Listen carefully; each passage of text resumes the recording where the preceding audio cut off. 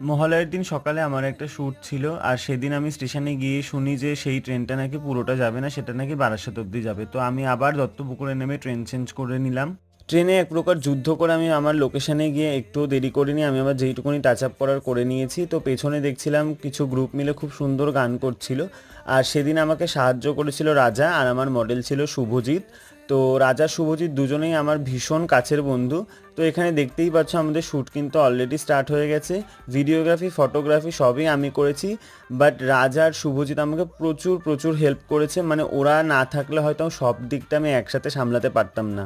সকাল সকাল শ্যুট থাকার জন্য সবাই মিলে একটু চা খেয়ে নিচ্ছিলাম, আর চা প্রেমীদের চা হবে না তা তো হয় না। আর এদিকে দেখো রাস্তাঘাট যেখানে পারছি আমি সেখানে শুভজিৎকে নিয়ে গিয়ে ভিডিও নিচ্ছি। শ্যুট করতে করতে ভীষণ খিদে পেয়ে গেছিলো, তাই আমরা একটু জলখাবার খেয়ে নিলাম, তারপরে আবার শ্যুটে ব্যাক করলাম। দেন শ্যুট শেষ করে শুভজিৎ একটু তাড়াতাড়ি বাড়ি চলে গেছিলো, ওর কিছু কাজ ছিল। তো সেখানে